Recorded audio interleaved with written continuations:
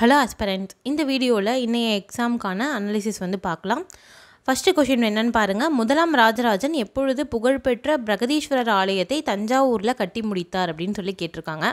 பிரகதீஸ்வரர் ஆலயம் எந்த வருஷம் வந்து தஞ்சாவூரில் கட்டி முடிக்கப்பட்டது அப்படின்னு பார்த்தீங்கன்னா 1010வது வருஷம் வந்து கட்டி முடிக்கப்பட்டது. இதோட 1000 வருஷம் செலிப்ரேஷன் வந்து 2010 வந்து நடந்துச்சு. 1000 வருஷம் வந்து தஞ்சை பெரிய கோயில் கட்டி வந்து என்னென்னா 1000 வருஷம் ஆயிடுச்சு அப்படின்னு சொல்லிட்டு 2010 வந்து கொண்டாடினாங்க. காயினும் வந்து ரிலீஸ் பண்ணாங்க. 1000 rupees காயின் வந்து என்னென்னா 1000 ரூபாய் காயின் வந்து தஞ்சை பெரிய கோவில் பேரில் ரிலீஸ் பண்ணியிருக்காங்க. ஓகேவா, நெக்ஸ்ட் கொஷின் பார்க்கலாம். சோழர்களின் கீழ் இருந்த கிராம நிர்வாகத்தை பற்றி எந்த கல்வெட்டு வந்து குறிப்பிடுது அப்படின்னு சொல்லி கேட்குறாங்க. சோழர்கள் கீழே வந்து கிராம நிர்வாகம் வந்து நல்லா இருந்துச்சு அப்படின்லாம் வந்து சொல்லியிருக்காங்க, நம்ம படிச்சிருப்போம். இது வந்து எந்த கல்வெட்டு வந்து குறிப்பிடுது அப்படின்னு சொல்லி கேட்குறாங்க. உத்திரமேரூர் கல்வெட்டு வந்து குறிப்பிடுது கிராம நிர்வாகத்தை. கிராம நிர்வாகத்தில் முக்கியமாக அதுவும் எதை பற்றி குறிப்பிடுது அப்படின்னா குடவோலை தேர்தல் முறையை குறிப்பிடுது.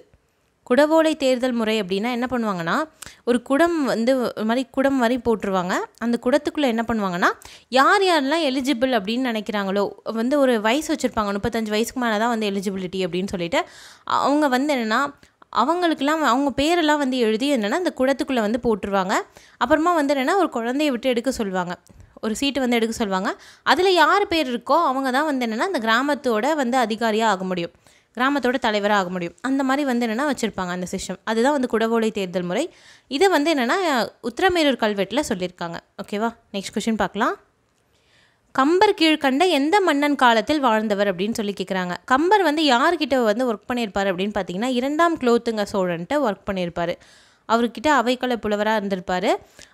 அப்புறமா வந்து என்னென்னா நாட்டை விட்டு போயிருப்பார். ஏன்னா வந்து அவங்க கம்பரோட பையன் வந்து என்னென்னா சோழ மன்னனோட பொண்ணை வந்து லவ் பண்ணியிருப்பார். இந்த கதையில் வந்து என்னென்னா பின்னாடி வந்து கம்பர் வந்து வெளியே வந்திருப்பார் சோழ நாட்டை விட்டு. ஓகேவா, 2ஆம் குலோத்துங்கள்ட்ட தான் அவர் ஒர்க் பண்ணியிருப்பார். அடுத்த கொஷின் பாருங்கள். அடுத்த கொஷின் வந்து இலக்கண குறிப்பு தருக. ஆடு கொடிக்கு இலக்கண குறிப்பு என்ன அப்படின்னு பார்த்தீங்கன்னா ஆடு கொடி. ஆடு அப்படின்னா என்னது, ஆடுறது, ஆக்ஷன் வந்து சொல்லியிருக்காங்க. கொடி அப்படின்னா என்னது, பெயர் சொல். ஓகேவா, பெயர் சொல். ஃபஸ்ட்டு முன்னாடி வந்து வினை வருது, பின்னாடி வந்து என்னது பெயர் சொல் வருது. இந்த மாதிரி முன்னாடி இருக்கிற வினையை போய் பார்த்தீங்கன்னா ஆடுன்னு இருக்குது. ஆடுனா என்னது, இறந்த காலமா நிகழ்காலமா எதிர்காலமா எதை சொல்லுதுன்னு தெரியல. ஆடிய கொடியா இல்லை ஆடுகின்ற கொடியா, ஆடிட்டு இருக்க கொடியா இல்லை ஆடும் கொடியா, பின்னாடி வந்து எதிர்காலத்தை நடக்க போதா அப்படின்னு நமக்கு தெரியல. இந்த மாதிரி வந்து வினைச்சொல் வந்து முன்னாடி இருக்கிற வினைச்சொல் பார்த்திங்கன்னா எந்த காலம்னே காட்டல, பின்னாடி ஒரு பேர் வருது அப்படின்னு பார்த்தீங்கன்னா அது என்னென்னா வினைத்தொகை. ஓகேவா, அது பேர் வந்து வினைத்தொகை. இதை வந்து என்னென்னா வினைத்தொகைக்கு இன்னொரு பேர் வந்து என்ன சொல்லுவாங்க அப்படின்னா காலம் கறந்த பெயரச்சம்னு சொல்லுவாங்க. காலம் கறந்த பெயரச்சம் அப்படின்னு சொல்லிட்டு. ஏன்னா வினைத்தொகை பார்த்திங்கன்னா கிட்டத்தட்ட பெயரச்சம் மாதிரி தான் இருக்கும். பெயரச்சமும் என்ன இருக்கும், முன்னாடி வந்து ஒரு வினைச்சொல் இருக்கும், பின்னாடி வந்து ஒரு பேர் இருக்கும். பெயரச்சமும் அப்படி தான் இருக்கும். ஆனால் இங்கே என்ன அப்படின்னு பார்த்தீங்கன்னா பெயரச்சத்தில் என்ன காலம்னு நம்மளுக்கு தெரியும், இங்கே வந்து என்ன காலம்னு நம்மளுக்கு தெரியல. அதனால் காலம் கறந்த பெயரச்சம் அப்படின்னும் வந்து வினைத்தொகைக்கு இன்னொரு பேர் வந்து சொல்லுவாங்க. சப்போஸ் வந்து கீழே இருக்க ஆப்ஷனில் காலம் கறந்த பெயரச்சம்னு கூட இருக்க சான்ஸ் இருக்குது. அதனால் வினைத்தொகைனா காலம் கறந்த பெயரச்சம் அப்படின்னு தெரிஞ்சு வச்சுக்கோங்க. நெக்ஸ்ட் கொஷின் பார்க்கலாம். செயல்பாட்டு வினை கிடையாது, செயற்பாட்டு வினை வந்து தேர்ந்தெடுங்க அப்படின்னு வந்து கேட்குறாங்க. செயற்பாட்டு வினைனா எப்படி இருக்கும், இப்போ வந்து கலையரசி பந்தை உதைத்தாள் அப்படின்னு கொடுத்துருக்காங்க. உதைத்தாள். இங்கே பார்த்தீங்கன்னா பூமாலை தொடுத்தாள்.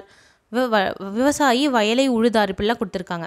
இங்கே பாடல் கண்ணால் பாடப்பட்டது அப்படின்னு சொல்லியிருக்காங்க. செய்யப்பாட்டு வினை அப்படின்னா எப்படி இருக்கும் அப்படின்னா இப்படி தான் இருக்கும். ஓகேவா, கிட்டத்தட்ட ஆக்டிவ் வாய்ஸ் பாசிவ் வாய்ஸ் நம்ம இங்கிலீஷில் பார்க்குறோம்ல அது மாதிரி தான் இருக்கும். செய்வினை செய்யப்பாட்டு வினை அப்படின்னு சொல்லிட்டு. இப்போ கண்ணன் பாடலை பாடினான் அப்படின்னா என்னது, அது செய்வினை. இதுவே வந்து செய்யப்பாட்டு வினையாக மாற்றும் போது என்ன ஆகும் அப்படின்னா பாடல் கண்ணனால் பாடப்பட்டது அப்படின்னு சொல்லிட்டு வரும். அங்கே எது செய்யப்படு பொருளாக இருந்துச்சோ செய்யப்படு பொருள் முன்னாடி வந்துடும், எழுவாய் வந்து நடுவில் வரும், பின்னாடி பயனிலை வரும். அந்த மாதிரி மாறிட்டு இந்த எழுவாய் வந்து என்னென்னா ஆள் அப்படின்ற உருபை வந்து சேர்த்தாங்க அப்படின்னா அது செய்யப்பாட்டு வினை. இதுக்கு வந்து என்னென்னா முடியும் போது என்ன வரும்னா பாடப்பட்டது, பட்டது, பெற்றது இப்படிலாம் வந்து சொல்லிட்டு முடியும். இந்த மாதிரிலாம் முடிஞ்சால் அது என்னன்னா செயல்பாட்டு வினை. ஓகேவா, செயற்பாட்டு வினை. ஓகே, நெக்ஸ்ட் கொஷின் பார்க்கலாம். 10 பாட்டில் மிகச்சிறிய அடி அளவை உடைய நூல் எது அப்படின்னு சொல்லி கேட்குறாங்க. 10 பாட்டிலே மிகச்சிறிய அடி அளவை உள்ள நூல் என்னன்னு பார்த்தீங்கன்னா முல்லைப்பாட்டு தான். ஓகேவா? 10 பாட்டில் 10 புக்ஸ் இருக்குது மொத்தமாக. அதில் வந்து ரொம்ப மிகச்சிறிய அடி அளவை உடைய நூல் என்னன்னு பார்த்தீங்கன்னா முல்லைப்பாட்டு தான். இதுவே வந்து அதிகமான அடி அளவை உள்ள நூல் என்ன அப்படின்னு சொல்லிட்டு நீங்கள் கமெண்ட் செக்ஷனில் சொல்லுங்கள். அதிக அடிகளை 10 பாட்டில் உள்ள நூல், 10 பாட்டில் அதிக அடிகளை இருக்கிற நூல் வந்து என்ன அப்படின்னு சொல்லி வந்து என்னென்னா கமெண்ட் செக்ஷனில் கமெண்ட் பண்ணுங்கள். இது வந்து புக்லேயே கொடுத்துருக்காங்க. ஓகேவா? நெக்ஸ்ட் கொஷின் பார்க்கலாம்.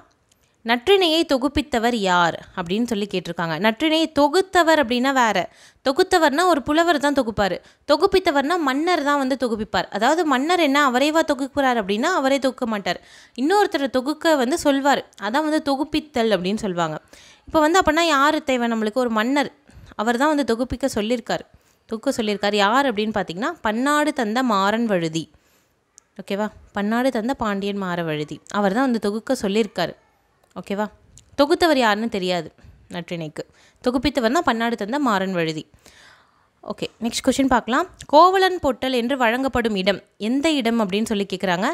கோவலன் பொட்டலம் விரித்து உணவு அருந்திய இடம் இது கிடையாது. கோவலன் கொலை கொள்ளப்பட்ட இடம், அதான் கோவலன் பொட்டல் அப்படின்னு சொல்லுவாங்க. ஓகேவா? இது ரொம்ப முக்கியமான கொஷின். இன்னொரு கொஷினும் சிலப்பதிகாரத்தில் வந்து பாருங்கள். கடைச்சனேந்தல் அப்படின்னு ஒரு இடம் சொல்லுவாங்க. கடைச்சனேந்தல் அப்படின்னா கண்ணகி வந்து கடைசியாக சிலம்பை ஏந்திய இடம் அப்படின்னும் சொல்லுவாங்க. கடைச்சனேந்தல் அப்படின்ற ஒரு இடம், இதுவும் பார்த்து வச்சுக்கோங்க. நெக்ஸ்ட் கொஷின் பார்க்கலாம். அறம் எனப்படுவது யாதென கேட்பின் மறவாது இது கேள். மண்ணு பார்க்கெல்லாம் உண்டியும் உடையும் உரையுளும். இந்த அடிகள் வந்து எந்த நூலில் இடம்பெற்றிருக்கு அப்படின்னு சொல்லி கேட்குறாங்க. உண்டியை பற்றி முக்கியமாக பேசுகிறது எந்த நூல் அப்படின்னு பார்த்தீங்கன்னா மணிமேகலை தான். மணிமேகலை ஃபுல்லாகவே என்ன வரும் காப்பியத்தில் அப்படின்னு பார்த்தீங்கன்னா அந்த அமுத சுரபியை பெறுறது, அந்த அமுத சுரபியை வச்சு எல்லாருக்கும் சாப்பாடு போடுறது, உண்டி கொடுத்தோர் உயிர் கொடுத்தோரே அப்படின்னு மணிமேகலையிலையும் சொல்லியிருப்பாங்க. இதனால் வந்து என்னென்னா மணிமேகலையில் சாப்பாடை பற்றி, உணவோட அருமையை பற்றி நிறையா பேசியிருப்பாங்க. ஸோ இதை வச்சு நம்ம தெரிஞ்சுக்கலாம். மண்ணு பார்க்கெல்லாம், அதாவது உலகத்துக்கெல்லாம் எது முக்கியமாக உண்டி, சாப்பாடு, உறையுள்னா இருக்கிறதுக்கு இடம், இந்த 3 முக்கியம். இது 3 கொடுக்கறது தான் அறம் அப்படின்னு வந்து சொல்லியிருக்காங்க. ஓகேவா? நெக்ஸ்ட் கொஷின் பார்க்கலாம். ராமாயணத்தில் சொல்லின் செல்வர் என்ற சிறப்புக்குரிய கதாபாத்திரம் யார் அப்படின்னு சொல்லி கேட்குறாங்க. ராமாயணத்தில் சொல்லின் செல்வர்னு யார் அழைக்கப்படுறார்? நார்மலாக சொல்லின் செல்வர்னா யாருன்னா ராபி சேது பிள்ளை, அவரை சொல்லுவாங்க. ராமாயணத்தில் யாரை சொல்லின் செல்வர் அப்படின்னு சொல்கிறாங்கன்னா அனுமனை சொல்கிறாங்க. ஏன் வந்து அப்படி சொல்கிறாங்க அப்படின்னு பார்த்தீங்கன்னா ராமாயணத்தில் பார்த்தீங்கன்னா அனுமர் வந்து போய் வந்து என்னென்னா கணையாழியை வாங்கிட்டு போய் சீதையை போய் பார்த்துட்டு கணையாழியை கொடுத்துட்டு என்னென்னா திரும்ப அவங்க சூளாமணி கொடுப்பாங்க அடையாளத்துக்காக. சீதையை தான் அவர் பார்த்தாரு அப்படின்னு ராமர் தெரிஞ்சுக்கணுன்றதுக்காக கொடுப்பாங்க. அதை எடுத்துகிட்டு வந்து கொடுக்க வருவார் அனுமர். அப்போ வந்து என்ன சொல்வார் அப்படின்னு பார்த்தீங்கன்னா அனுமர் வந்து கண்டேன் சீதையை அப்படின்னு சொல்வாராம். சீதையை கண்டேன் அப்படின்னு சொன்னால் சீதையை கண்டேன் அப்படின்னு அடுத்த வார்த்தை சொல்கிற வரைக்கும் ராமர் என்ன பண்ணுவாராம், கஷ்டப்படுவார் அப்படின்னு சொல்லிட்டு என்ன பண்ணுவார், கண்டேன் சீதையை அப்படின்னு சொல்கிறாராம். அதனால வந்து என்னென்னா சொல்லின் செல்வர் அப்படின்னு சொல்லிட்டு அனுமனை வந்து சொல்கிறாங்க. ஓகேவா? நெக்ஸ்ட் கொஷின் பார்க்கலாம். பின்வரும் எந்த சோழ மன்னர் புதுக்கோட்டை நார்த்தமலை சோழீஸ்வரம் கோயிலை கட்டியவர்? நார்த்தமலை அப்படின்ற ஒரு இடத்துல சோழீஸ்வரம் கோயில் அப்படின்னு ஒரு கோயில் வந்து ஒருத்தர் கட்டியிருக்கார். அவர் யாருன்னு பார்த்தீங்கன்னா விஜயாலய சோழன். இவர் தான் பிற்கால சோழ வம்சத்தை நிறுவனர் வந்து இவர் தான். முத்தரையர்கள் அப்படின்னு ஒருத்தங்க இருக்காங்க, அவங்கள தோக்கடித்து தஞ்சாவூரை கைப்பற்றினதும் இவர் தான். அதுக்கு முன்னாடி வரைக்கும் இவங்க உறையூரில் இருந்தாங்க. உறையூரில் சோழர்கள் இருந்தாங்க நடுவில் பார்த்தீங்கன்னா. அப்புறமா தஞ்சைக்கு மாறினது யாருன்னா இவர் தான் வந்து தஞ்சாவூரை கைப்பற்றினவர். யாருன்னா விஜயாலய சோழன். கைப்பற்றி பிற்கால சோழ வம்சத்துக்கு அடிக்கோல் போட்டவரே யாருன்னா அந்த விஜயாலய சோழன் தான். இவர் தான் வந்து கட்டியிருக்காரு நார்த்தமலை சோழீஸ்வரம் கோயில் அப்படின்னு கோயில். நெக்ஸ்ட் கொஷின் பார்க்கலாம். முகமது கவான் யாருடைய ஆட்சி காலத்தில் சிறந்த அமைச்சராக விளங்கினார் அப்படின்னு சொல்லி கேட்குறாங்க. இது என்ன கொஷின் பார்த்தீங்கன்னா பாமினி சுல்தானோட கொஷின். முகமது கவான் அப்படின்றவர் யாரோட ஆட்சி காலத்தில் இருந்திருக்காரு, எந்த மன்னரோட ஆட்சி காலத்தில் அமைச்சராக இருந்தார்னு பார்த்தீங்கன்னா 3ஆம் முகமது. அவர் காலத்தில் என்னென்னா முகமது கவான் அப்படின்றவர் அமைச்சராக இருந்தார். அவர் இருந்த வரைக்கும் பாமினி சுல்தான் பிரியாமல் பார்த்துக்கிட்டாரு. அவர் இறந்ததுக்கப்புறமா பாமினி சுல்தான் 5ஆக பிரிஞ்சிருச்சு. ஓகேவா? முகமது கவான் என்ன பண்ணுவார்னா மன்னருக்கு வந்து ரொம்ப நல்ல அமைச்சராக தான் இருந்திருப்பார். ஆனால் மன்னர்கிட்ட அவங்க என்ன பண்ணுவாங்க அப்படின்னு பார்த்தீங்கன்னா கூட இருக்கவங்களாம் சேர்ந்து முகமது கவான் வந்து உங்களுக்கு எதிராக திட்டம் போடுறாரு, அவர் மன்னராக பிளான் பண்ணுறாரு இப்படிலாம் சொல்லி பிரைன் வாஷ் பண்ணி என்ன பண்ணுவாங்கன்னா முகமது கவானை வந்து என்னென்னா மன்னர் வந்து கொலை பண்ண வந்து ஆர்டர் போட்டுருவார். அவரை கொன்றுவாங்க. அதுக்கப்புறமா வந்து மன்னர் வந்து ஃபீல் பண்ணிக்கிட்டே இருந்து அப்புறமா இறந்துடுவார் இந்த 3ஆம் முகமது அப்படின்றவர். அந்த மாதிரி ஒரு ஸ்டோரி தான் இது. ஓகே, நெக்ஸ்ட் கொஷின் பார்க்கலாம். விஜயநகர பேரரசு எந்த ஆற்றங்கரையில் நிறுவப்பட்டது அப்படின்னு சொல்லி கேட்குறாங்க. விஜயநகர பேரரசு எந்த ஆற்றங்கரையில் நிறுவப்பட்டது அப்படின்னா துங்கபத்ரா நதிக்கரையில் நிறுவப்பட்டது. துங்கபத்ரா நதிக்கரையில் நிறுவப்பட்டது. இது மாதிரி பேரரசுகள்லாம் எந்தெந்த ஆற்றங்கரையில் நிறுவப்பட்டது இப்படி கூட கொஷின் கேட்கலாம். சோழ பேரரசுனா என்ன, மோஸ்ட்லி காவிரி, அப்புறமா பாண்டியர்கள் வந்து என்னென்னா வைகை, அந்த மாதிரி வந்து என்னென்னா எந்த பேரரசு எந்த நதிக்கரை அப்படின்றது ரொம்ப இம்பார்ட்டண்ட்டாக அங்கே தான் இருந்துச்சு, கேபிட்டல்லாம் அங்கே தான் இருந்துச்சு அப்படின்னு பார்த்தீங்கன்னா அதை படித்து வச்சுக்கோங்க.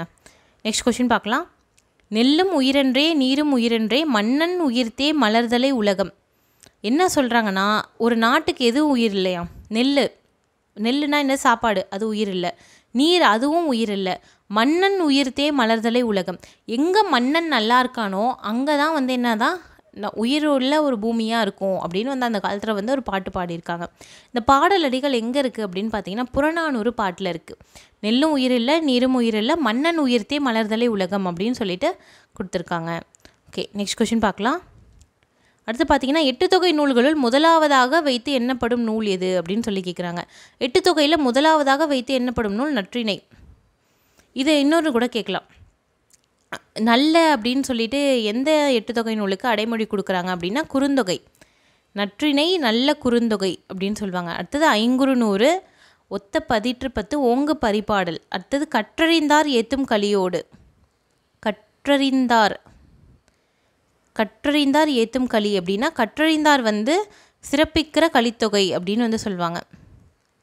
இது ரெண்டும் கூட கொஷினாக கேட்கலாம். நல்ல அப்படின்ற அடைமொழி பெற்ற நூல் எது அப்படின்னா குறுந்தொகை. கற்றறிந்தார் ஏத்தும் நூல் எது, கற்றறிந்தார் சிறப்பிக்கிற நூல் எது அப்படின்னா கலித்தொகை. ஓகேவா, நெக்ஸ்ட் கொஷின் பார்க்கலாம். சீதை ராமனிடம் கொடுக்க சொல்லி கீழ்கண்ட எவற்றை அனுமனிடம் கொடுத்தாள். ராமர் என்ன கொடுத்தாரு, கணையாழி கொடுத்தாரு சீதை கிட்டே கொடுக்க சொல்லி.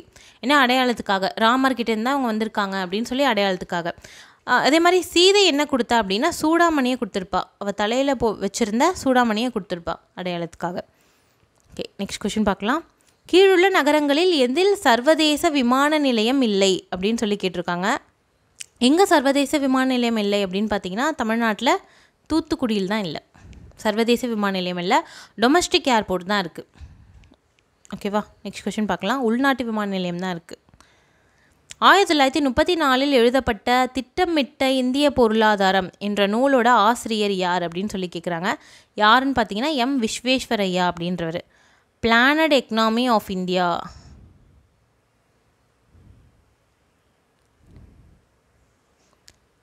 அப்படின்னு வந்து ஒரு புக்கை எழுதியிருக்காரு. பிளானட் எக்கனாமி அப்படின்னு சொல்லிட்டு எழுதினவர் யாருன்னா விஸ்வேஸ்வரையா அப்படின்றவர் எழுதியிருக்காரு. ஓகே, நெக்ஸ்ட் கொஷின் பார்க்கலாம். ஒரு வேலையிலிருந்து மற்றொரு வேலைக்கு செல்லும்போது, வேலை இந்தலை வரும், ஒரு வேலையிலேருந்து இன்னொரு வேலைக்கு மாறுறாங்க. அந்த மாதிரி மாறுற அந்த நடுவில் வந்து கொஞ்ச நாள் வேலை இல்லாமல் இருப்பாங்கள்ல, அந்த வேலையில்லா திண்டாட்டத்தை எப்படி வந்து சொல்லலாம் அப்படின்னு சொல்கிறாங்க. இப்போ இங்கே ஒரு கம்பெனியில் நம்ம வேலை செய்கிறோம்னு வச்சுப்போம். இப்போ திருச்சியில் ஒரு கம்பெனியில் வேலை செய்கிறோம். அந்த வேலையை நம்ம விட்டுட்டு என்னென்னா நம்ம மதுரைக்கு போகிற மாதிரி இருக்குது அப்படின்னு வச்சுப்போம். மதுரையில் வந்து ஷிஃப்ட் ஆகுற மாதிரி இருக்குது. ஸோ நம்ம என்ன பண்ணுறோன்னா மதுரைக்கு போய் வேலை தேடணும். அப்போனா இங்கே இருக்க வேலையை நம்ம விட்டுட்டு இங்கே வந்து தேட போகிறோம். இங்கே மதுரைக்கு வந்து வேலை தேடி செட்டில் ஆகிறதுக்கு கொஞ்சம் காலமாகும். இப்போ வந்து இதுக்கு ஒரு கேப் விடுவோம்ல, நடுவில் ஒரு 2 மாதம் கேப் இருக்குதுன்னு வச்சுப்போம். இந்த 2 மாதத்துக்கு வந்து என்ன வேலை இல்லாமல் நம்ம இருப்போம். அந்த வேலையின்மை வந்து எந்த வேலையின்மை அப்படின்னு சொல்லி கேட்குறாங்க. அது எந்த வேலையின்மைனா பிறழ்ச்சி வேலையின்மை அப்படின்னு அர்த்தம். பிறழ்ச்சின்னா ஒரு ஜாப்லேருந்து இன்னொரு ஜாபுக்கு வந்து மாறி போகிறோம், அப்போ வந்து வேலை இல்லாமல் இருக்காது, பிறழ்ச்சி வேலையின்மை. ஃப்ரிக்ஷனல் அன்எம்ப்ளாய்மெண்ட் அப்படின்னு சொல்லுவோம் இங்கிலீஷில்.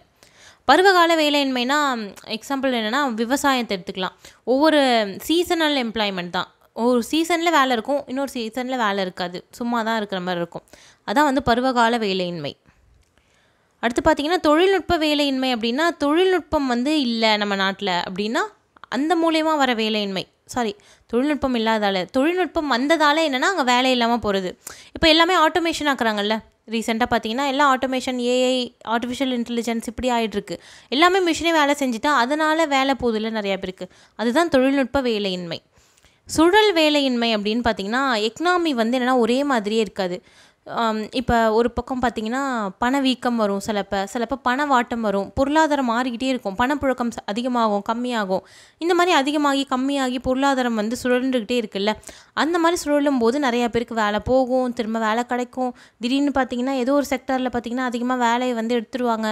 நிறைய பேர் வந்து வீட்டுக்கு அமுச்சிடுவாங்க. இந்த மாதிரிலாம் இருக்குல்ல, இதெல்லாம் வந்து சுழல் வேலையின்மை அப்படின்னு வந்து சொல்லுவாங்க. சைக்ளிக்கல் அன்எம்ப்ளாய்மெண்ட் அப்படின்னு சொல்லிட்டு எக்கனாமிக் சைக்கிள் வந்து சேஞ்ச் ஆகிறதால வர வேலையின்மை தான் சைக்ளிக்கல் அன்எம்ப்ளாய்மெண்ட். ஓகேவா? நெக்ஸ்ட் கொஷின் பார்க்கலாம். தவறாக பொருந்தியுள்ள இணையை வந்து தேர்ந்தெடுக்க சொல்கிறாங்க. வெள்ளி புரட்சி அப்படின்னா என்னென்னா முட்டை உற்பத்தி. கரெக்டு தான், சில்வர். வெண்மை புரட்சினா பால் உற்பத்தி, இதுவும் கரெக்டு. மில்க் வந்து என்னென்னா ஒயிட் ரெவல்யூஷன். வர்கீஸ் குரியன் அப்படின்றது தான் முக்கியமான ஒரு பர்சன். மஞ்சள் புரட்சி மீன் வளர்ப்பு அப்படின்னு சொல்கிறாங்க. மீன் வளர்ப்பு மஞ்சள் புரட்சி இல்லை, இளஞ்சிவப்பு புரட்சி. மீன் வளர்ப்புன்றது இளஞ்சிவப்பு இல்லை, நீல புரட்சி. இறால் தான் வந்து இளஞ்சிவப்பு. ஓகேவா? நெக்ஸ்ட்டு பார்த்தீங்கன்னா அப்போனா இதுதான் வந்து தப்பு. அவங்க தவறாக இருக்கிறதானே கேட்டிருக்காங்க. அதனால் மஞ்சள் புரட்சி தான் சரியான ஆன்சர். எபிகல்ச்சர் அப்படின்னா என்னென்னா தேனீக்கள் வளர்க்குறது.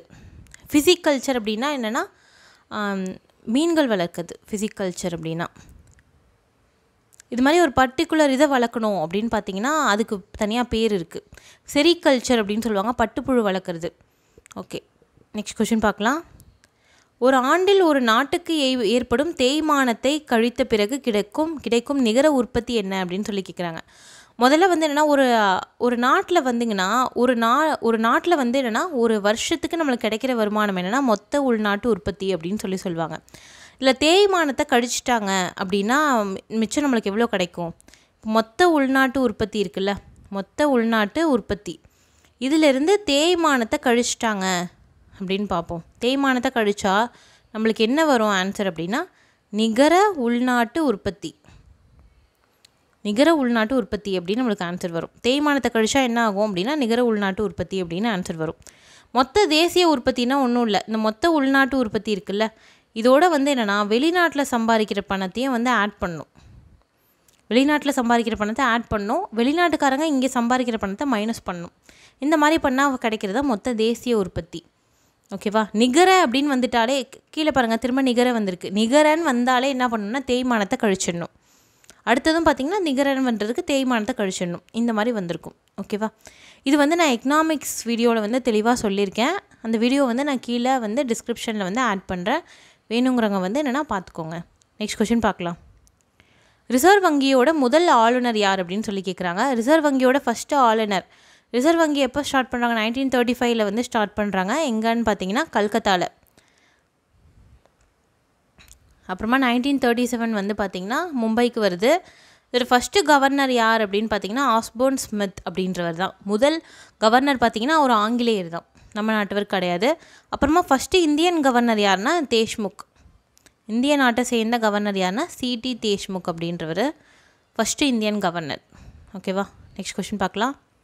தமிழே மிகவும் பண்பட்ட மொழி என்றும் அது தனக்கே உரிய இலக்கிய செல்வங்களை பெற்றிருக்கும் மொழி என்றும் கூறியவர் யார் அப்படின்னு சொல்லி கேட்குறாங்க. யார் அப்படின்னு பார்த்தீங்கன்னா முனைவர் எமினோ இல்லை, மேக்ஸ் முல்லர் சொல்லியிருப்பார். எமினோ வந்து என்ன சொல்லியிருப்பார்னா தொல்காப்பியத்தில் வந்து இன்றைய மொழியியல் வல்லுநர்கள் பேணி பின்பற்றத்தக்க வழிமுறைகளை வந்து தொல்காப்பியம் சொல்லுது அப்படின்னு தொல்காப்பியத்தை பற்றி சொல்லியிருப்பார். தொல்காப்பியத்தை பற்றி இவர் சொல்லியிருப்பார் எமினோ. கெல்லட் வந்து என்னென்னா தமிழ் இலக்கணத்தை பற்றி சொல்லியிருப்பார். இலக்கணம் வந்து படிக்க படிக்க விருப்பத்தை உண்டாக்கும் அப்படின்னு சொல்லியிருப்பார். கமல் சோலஃபில் வந்து சங்க இலக்கியத்தை பற்றி சொல்லியிருப்பார். எல்லோரும் எதை பற்றி சொல்லியிருக்காங்க அப்படின்னாவது என்னென்னா ஞாபகம் வச்சுக்கோங்க. அதை வச்சே நம்ம கூற்று வந்து ஞாபகம் வச்சுருக்கலாம். இலக்கிய செல்வங்களை பெற்றிருக்கும் மொழி அப்படின்னு சொன்னது யாருன்னா மேக்ஸ் முல்லர் சொல்லியிருக்காரு. ஓகே, நெக்ஸ்ட் கொஷின் பார்க்கலாம். சித்தன்னவாசல் ஓவியங்கள் எந்த மாவட்டத்தில் உள்ளது அப்படின்னு சொல்லி கேட்குறாங்க. சித்தன்னவாசல் ஓவியங்கள் எங்கே இருக்குது அப்படின்னு பார்த்தீங்கன்னா புதுக்கோட்டை மாவட்டத்தில் இருக்குது. இந்த சித்தன்னவாசல் ஓவியங்கள் வரைகிறதுக்கு வந்து யாருக்கு முக்கியமான காரணம்னா ஒரு மன்னர் ஸ்ரீமாறன் ஸ்ரீவல்லபன்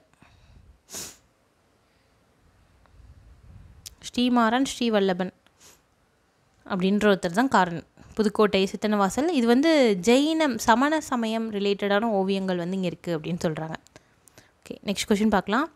திராவிட சாஸ்திரி என்று அழைக்கப்பட்டவர் யார் அப்படின்னு சொல்லி கேட்குறாங்க. திராவிட சாஸ்திரின்னு அழைக்கப்பட்டவர் பருதிமார் கலைஞர். இவர் இப்படி அழைச்சவர் யார் அப்படின்னா சிவை தாமோதரனார் அப்படின்றவர்.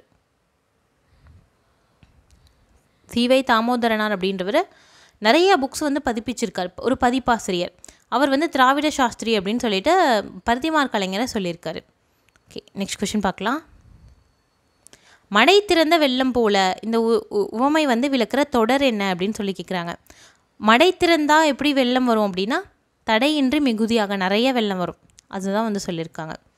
கீழே கொடுக்கப்பட்ட இதழ்களில் எது சுப்பிரமணிய பாரதியோட தொடர்பு இல்லை அப்படின்னு சொல்லி கேட்குறாங்க. கீழே வந்து என்னென்னா நிறையா இதழ்கள் கொடுத்துருக்காங்க, எது வந்து சுப்பிரமணிய பாரதியோட தொடர்பு இல்லை. விஜயா, இந்தியா ரெண்டுமே வந்து அவர் வந்து வச்சுருந்தார். சக்கரவர்த்தினிலையும் அவர் ஒர்க் பண்ணியிருக்காரு. நியூ இந்தியா தான் அவர்கிட்ட இல்லை.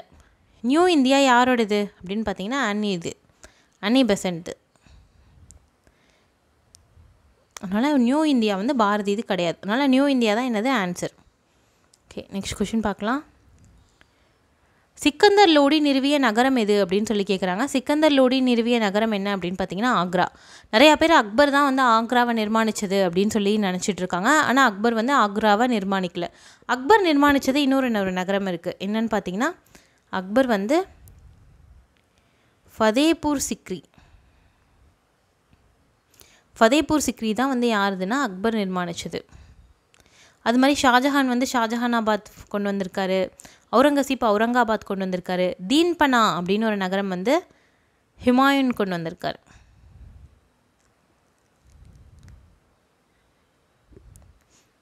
முகமது பின் துக்ளக் வந்து ஜஹான்பனா அப்படின்னு ஒன்று கொண்டு வந்திருப்பார். முகமது பின் துக்ளக்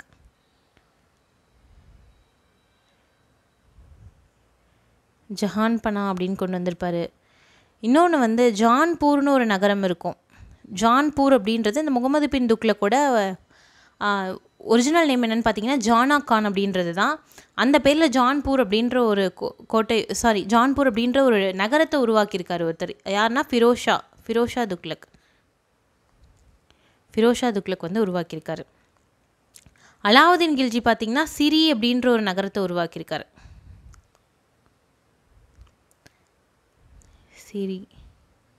சிரி அப்படின்ற ஒரு நகரத்தை உருவாக்கியிருக்காரு. யார் எந்த நகரத்தை உருவாக்கியிருக்காங்க அப்படின்னு கூட ஏதாவது கொஷின் வந்து கேட்கலாம். ஓகேவா, நெக்ஸ்ட் கொஷின் பார்க்கலாம். வெட்டுவான் கோவில் எந்த மலையில் இருக்குது அப்படின்னு சொல்லி கேட்குறாங்க. வெட்டுவான் கோவில் எங்கே இருக்குது அப்படின்னா கழுகுமலையில் தான் வெட்டுவான் கோவில் வந்து இருக்குது. ஓகே, நெக்ஸ்ட் கொஷின் பார்க்கலாம். தனிநபர் தலா வருமானம் எப்போ உயரும் அப்படின்னு சொல்லி கேட்குறாங்க. தனிநபரோட தலா வருமானம் எப்போ உயரும் அப்படின்னு சொல்லி கேட்டிருக்காங்க. தலா வருமானம்னா முதல்ல என்னன்னு பார்ப்போம். தலா வருமானத்துக்கான ஃபார்முலா என்ன அப்படின்னு பார்த்தீங்கன்னா தலா வருமானம் ஈக்குவல் டு மொத்த தேசிய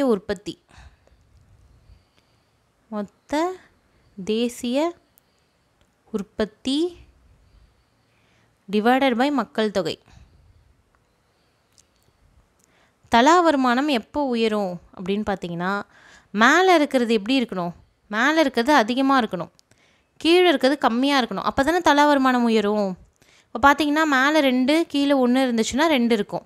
இப்போ மேலே வந்து இருக்கிறது வந்து 4ன்னு மேலே இருக்கிறது வந்து என்னென்னா 2னே இருந்துச்சுன்னு வச்சுப்போம். மேலே இருக்கிறது 2னே இருக்குது, கீழே 2 இருக்குன்னா என்னது கம்மியாக தானே இருக்கும் தலா வருமானம். ஸோ அதனால் மேலே இருக்கிறது அதிகமாக இருக்கணும், கீழே இருக்கிறது கம்மியாக இருக்கணும். அப்படின்னா என்ன, மொத்த தேசிய உற்பத்தியும் மக்கள் தொகையும் ஒரே நேரத்தில் உயரும்போது அப்படின்னா தப்பு. ரெண்டுமே குறைஞ்சாலும் தப்பு. மொத்த தேசிய உற்பத்தி அதிகரிப்பு மக்கள் தொகையை விட அதிகரிக்கும் போது இதுதான் கரெக்டு. மொத்த தேசிய உற்பத்தி வந்து என்னென்னா மக்கள் தொகையை விட அதிகமாக இருக்கணும். அதனால் வந்து என்னென்னா ஆப்ஷன் சி தான் வந்து கரெக்டு. கடைசி ஆப்ஷன் என்ன கொடுத்துருக்காங்க, மொத்த தேசிய உற்பத்தி மக்கள் தொகையை விட குறையும் போது. தேசிய உற்பத்தி குறைஞ்சா என்ன ஆகும் அப்படின்னா தலா வருமானம் குறைஞ்சிரும். இதுவும் கிடையாது. ஆப்ஷன் சி தான் வந்து ஆன்சர். ஓகேவா, இதோட வந்து இந்த வீடியோ முடியுது. நம்ம நெக்ஸ்ட் வீடியோவில் வந்து பார்த்திங்கன்னா அடுத்த நாளைக்கு வந்து டெஸ்ட்டு வந்து அனாலிசிஸ் வந்து பார்க்கலாம். இந்த வீடியோ கீழே நான் வாட்ஸ்அப் லிங்க் கொடுத்துருக்கேன். அந்த லிங்க்கில் வந்து என்னென்னா இணைஞ்சிக்கோங்க, இணையாதவங்க. அதில் வந்து பார்த்திங்கன்னா நம்ம டெய்லி கொஷின்ஸ் வந்து என்னென்னா அதில் தான் போஸ்ட் பண்ணுறோம். 6 o'clockலாம் வந்து கொஷின் வந்து போஸ்ட் பண்ணிடுவோம். அதில் வந்து என்னென்னா நீங்கள் டெஸ்ட் எழுதி பார்க்கலாம். ஓகேவா, நெக்ஸ்ட் வீடியோவில் பார்க்கலாம். தேங்க்யூ.